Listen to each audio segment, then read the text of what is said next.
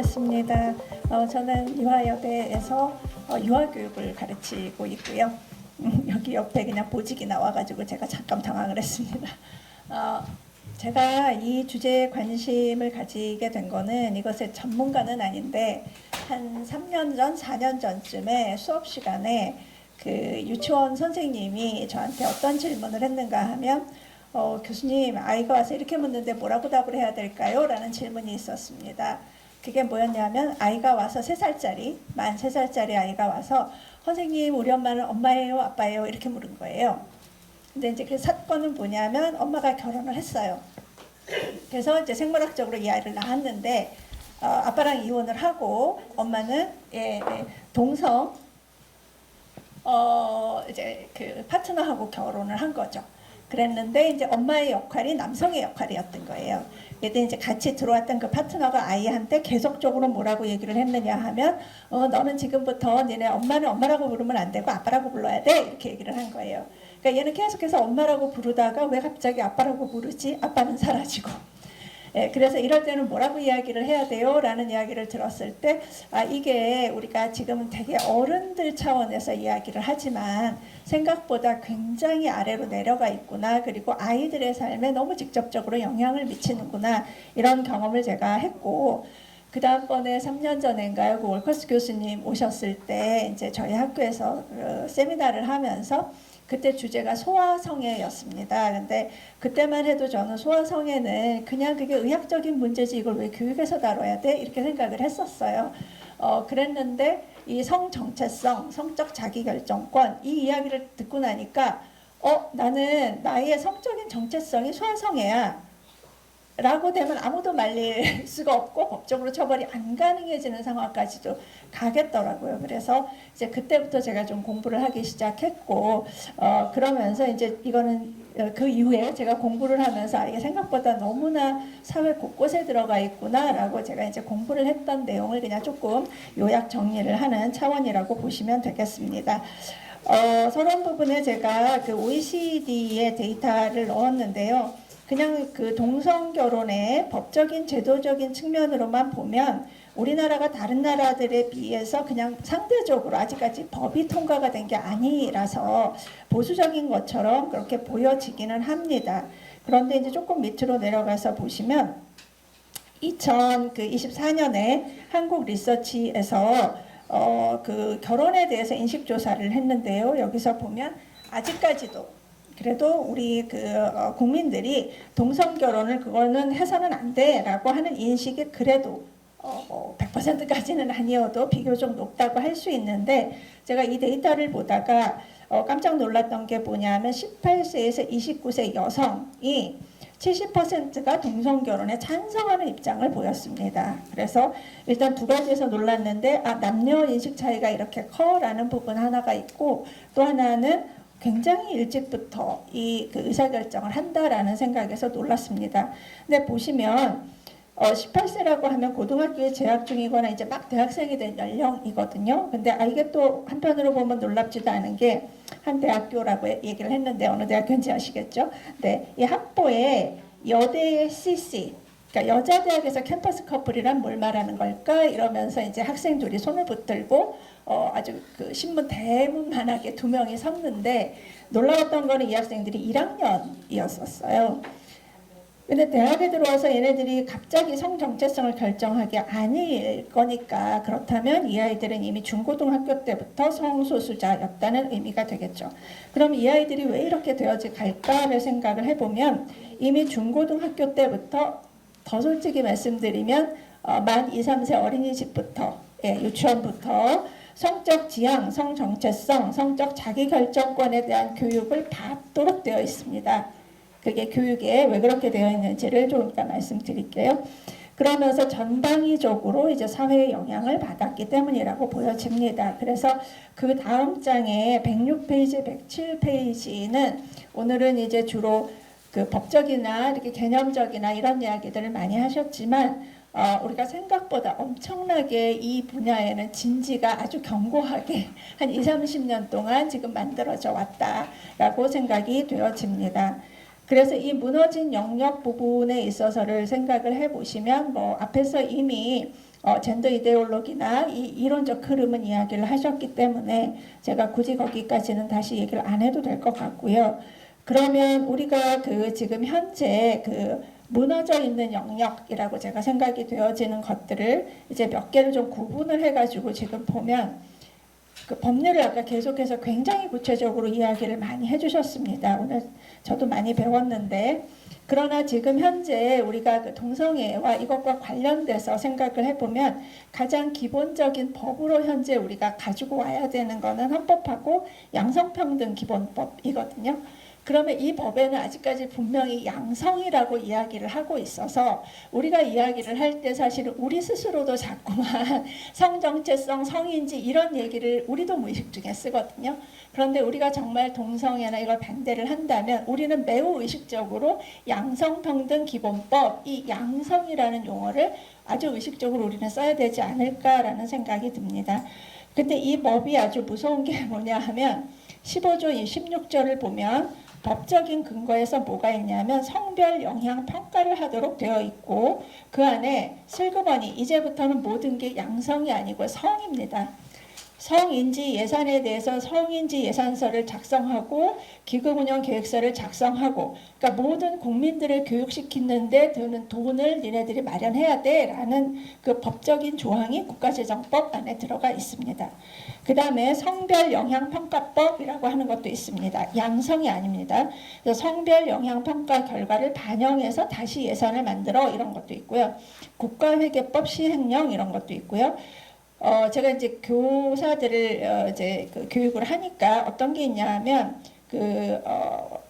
영이에요. 법률은 아닌데 교원 자격 검정령이라고 하는 게 있습니다. 이 교원 자격 검정령은 뭐냐면 사범대학에서 교사들이 이제 그 예비 교원들이 교사 자격증 취득을 할 때 필수로 들어야 하는 과목인데 대학별 양성평등이 아니고요. 성인지 교육에 반영해야 될 내용 가운데 양성평등 의식이 앞에 나오는 게 아니라 성인지 감수성을 어떻게 학생들에 대해 지도할 건지에 대한 거를 학생들이 매 학기 1학점씩 해서 4년 동안 4학점을 들어야 됩니다. 그러니까 굉장히 큰 범위인데 여기에 보면 학생들에 대한 내용뿐만이 아니라 보호자도 상담하게 되어 있습니다. 무슨 얘기냐 하면 우리 아이가요 약간 이런 것들이 있는데요. 얘가 지금 자기 성 정체성에 대해서 고민을 하는데요. 이렇게 얘기를 하면 교사는 어떻게 알려줘야 되냐면 어머니 그거 굉장히 아이한테 당연한 이야기이고요. 이렇게 얘기를 해야 되는 겁니다. 아까 그 질문에서 그 LA 여러 가지 상태를 이야기를 하셨지만 LA 같은 데에는 지금 캘리포니아는 우리 아이가 좀 이런 성향이 있는데요 라고 해서 상담 심리를 받게 되면 그 교사는 그럼 성호르몬 치료를 받아볼래? 이렇게 제안을 하고 부모한테 알릴 수도 있고 안 알릴 수도 있지만 부모한테 알려서 부모가 반대하면 부모는 아동의 권리를 침해하는 아동학대자가 되기 때문에 그때부터는 부모의 정보가 하나도 안 간다고 이야기를 하거든요. 그러니까 지금 학생의 인권, 아동학대 이런 용어로 지금 부모의 교육권을 굉장히 제한하고 있는데 저희도 비슷합니다. 왜냐하면 그 2024년에 3월 26일 학생인권 보장을 위한 특별법안, 소위 말해서 이제 인권법, 학생인권법이라고 하는 것이 발의가 되었는데 이 안에 보면 통과가 되진 않았지만 학생인권 안에 차별받지 않을 권리 안에 보시면 쭉 우리가 그냥 일반적으로 알고 있는 이야기입니다. 종교, 나이 등등등 가족 형태 이러고 가더니 슬그머니 뭐가 들어가 있냐 하면 성적 지향, 성별, 정체성 때문에 부당하게 차별받지 않을 권리를 가진다. 무슨 얘기냐면 우리가 흔히 포괄적 차별금지법 이것만 우리가 지금 타겟을 하고 많이 열심히 보지만 그 사이에 입법하시는 분들은 온 사방군데에다가 지금 슬그머니 성적 지향, 성별, 정체성 이 말을 계속해서 법안에다가 넣고 있는 걸 보실 수 있고요. 그 다음에 그 밑에 있는 걸 보면 교육부 장관부터 시작해서 교육감, 교직원, 보호자는 학생의 인권을 보장하기 위해서 이런 것들에 대해서 권리를 해야 된다. 이게 학생인권법입니다. 그래서 왜 동성애 이거를 반대하시는 분들이 굳이 이 학생인권법까지 가가지고 그거 제정되면 안 되냐라고 얘기를 하시냐 하면 바로 이 조항 때문이라고 보여집니다. 그 다음에 그 23년에 21대 국회가 발의를 했던 법 중에 이제 동성애나 이것과 관련된 그래서 50몇 대 악법인가 해서 지평연구소인가요? 법률연구소에서 쭉 법을 정리를 하신 것들이 있는데 이런 것들이 계속해서 지금 이제 발의가 되고 있는 중이다라고 보시면 될 것 같고, 우리나라도 이미 교원지휘법 안에 어떤 것들이 있냐면 성전환 옹호 이런 것들에 대해서 학부모가 민원을 제기하면 교사의 그 교권을 침해하는 게 되기 때문에 그렇게 해서 교권 침해로 우리는 간주하겠다, 이런 법안도 발의가 됐습니다. 그 다음에 이제 이걸 총괄해서 하는 곳이 여성가족부고요. 그래서 양성평등 정책 기본 계획을 매 5년마다 만들고 있고, 재정을 보시면 성인지 관련 예산, 아까 그 국가회계법 여기 있었죠. 현재 23년 현재 38개 중앙부서의 302개 사업에 33조입니다. 33조. 여성부, 여가부 1년 예산이 한 1조 남짓 하거든요. 그 다음에 교육부 예산이 한 40조, 50조 정도 됩니다. 그러니까 각 부처에서 이 성인지와 관련해서 국민들을 세뇌시키는 데 드는 돈이 이 정도라고 보시면 되겠습니다. 이 모든 것들을 여성정책연구원에서 하고 있고, 다 총괄적으로 통계, 지표 제공, 정책 연구들을 아주 총괄적으로 지휘를 하고 있고요.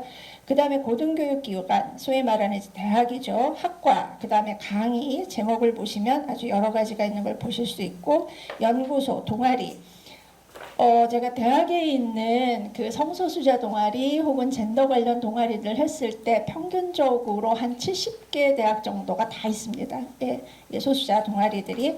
그 다음에 하나 이제 저희들이 연구하는 사람으로서 조금 정신을 차렸으면 좋겠다라고 생각되는 부분이 연구 파트인데요. 왜냐하면 연구재단으로부터 우리가 연구비를 받을 때 최근에는 젠더니 무슨 성인지 감수성이니 이런 것들이 이렇게 필수 요건으로 저희들한테 들어오는 경우들이 많이 있고, 예를 들어 코이카 같은 데서 ODA 사업 같은 것들을 저희들이 지원을 하면 그 안에 반드시 그 젠더 메인스트리밍에 대한 자기 스스로의 자기 점검 체크리스트가 있거든요. 그러니까 그거를 통과하지 않으면 코이카에서 돈을 받을 수가 없습니다. 그래서 예를 들어 오늘이 교회에서 하는 CGN에서 더 멋진 세상이라고 하는 그 ODA 그 저기가 단체가 있는데, 여기가 만약에 코이카에서 내가 돈을 받고 싶다라고 하면 여기에 동의를 해야 되는 겁니다. 그러니까 그런 식의 모든 것들이 조직적으로 지금 되어 있다고 보시면 될 것 같고요. 그 다음에 이제 우리가 각자 무엇을 해야 할 것인가라는 이야기들을 할 때 우리가 이제 시민단체 역할 같은 것들로 하게 되는데, 예를 들어서 여가부 폐지 반대 성명을 할 때 643개의 시민단체 연합이 반대 성명서를 냈습니다. 우리는 이거에 반대를 할 때 과연 몇 개나 모을 수 있을지, 네, 이런 것도 제가 좀 생각이 들었고요. 그 다음에 문화 영역에 대한 얘기는 여러분들이 하셨고, 사실은 제가 오늘 조금 더 얘기를 하고 싶었던 거는 이 언어적 프레임입니다. 그러니까 우리가 이거에 대해서 모든 사람들이 이렇게 세뇌가 될 때 이들이 계속해서, 아까 유현보 교수님도 원래는 섹스와 젠더가 같은 말이야 그랬다가 그 다음에 계속해서 말을 바꿔가는 것처럼 이제 전 국민을 세뇌를 시킬 때 엄청나게 그 언어들을 사용하고 언어 유희를 하는데, 우리가 이것에 대해서 조금 민감해야 되지 않을까라는 생각이 들고, 그 다음에 교육과정과 교과서 안에 엄청나게 이런 이야기들이 들어가 있는데 아마 토론하시면서 구체안을 주실 것 같습니다. 시간이 없어서요. 어떻게 무너졌는가라고 생각해 보면 첫 번째는 철학적 사조를 위한 담론의 형성이죠. 이 얘기는 또 민 교수님께서 충분히 설명을 해 주셨습니다. 다양한 사회 분야에서 이게 진지가 구축이 되면서 이것들이 서로 굉장히 유기적으로 연대가 되어 있는데, 제가 드린 표가 그 예가 될 수 있을 것입니다. 그 다음에 이제 세 번째, 그 언어를 활용한 전술이죠. 근데 이 중에서 우리가 생각을 해보면 언어의 본래적인 뜻을 왜곡하기도 하고 새로운 뜻을 더하기도 하고 기존에 익숙한 언어를 다른 것으로 치환하기도 하고 유사한 용어를 반복적으로 상호 호환하여 사용하기도 합니다. 제가 시간이 다 됐어요. 그래서 이런 것들을 할 때 특별히 성인지나 이런 것에서 사용하는 용어들이 뭐냐면 포괄적, 감수성, 포용성, 다양성, 굉장히 좋은 말이거든요. 그래서 평소에 우리가 살아갈 때는 되게 긍정적으로 사용이 돼요. 그래서 평소에 긍정적으로 사용하다가 동성애, 동성 결혼이 붙여질 때 종교적이나 개인적 신념에 따라서 뚜렷하게 내가 반대를 하는 게 아니라면 그게 굳이 뭐가 나빠? 이제 이렇게 되는 건 거죠. 그래서 우리가 굉장히 익숙하게 이렇게 간다. 그 다음에는 그 부분과 전체를 섞거나 이러한 중요한 내용을 숨기거나 이런 얘기들은 충분히 앞에서 하셨고, 특별히 이런 거는 무엇을 가지고 하는가 하면 교과서를 가지고 합니다. 그래서 그 이해가 조금 이따 나올 것 같고요. 결론적으로 그냥 제언을 드리자면, 우리가 각자 어떤 때는 내가 법을 하면 법은 굉장히 잘하는데 교육은 잘 모르거나, 교육은 잘하는데 또 법은 잘 모르거나 이럴 때가 있잖아요. 그래서 나는 굉장히 뚜렷하게 동성애나 동성결혼에 반대하는 사람 같은데 막상 내 영역을 벗어난 다른 데를 가면 또 엄한 짓을 하고 있거나 이럴 수가 있어서 어디가 무너져 있는가 이걸 좀 총체적으로 우리가 보는 것도 필요하겠다. 그리고 어떻게 그것이 만들어졌는가도 이해하는 게 필요하겠다.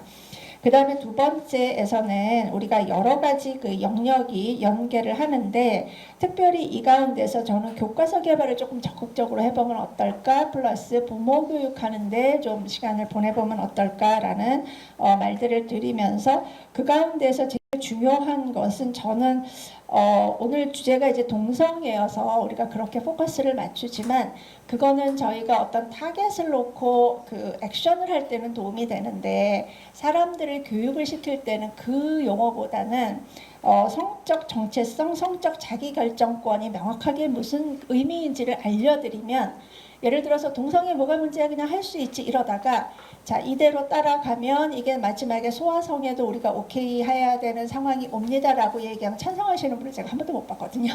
그러니까 이거를 조금 더 그 성적 정체성과 성적 자기결정권의 의미를 조금 더 이해를 시키는데 저희가 애를 쓰면 어떨까라는 생각이 들고요. 마지막은 정말 말씀 교육을 열심히 해야 되겠다. 왜냐하면 이거는 정말 영적 전쟁이다 이런 생각이 듭니다. 감사합니다.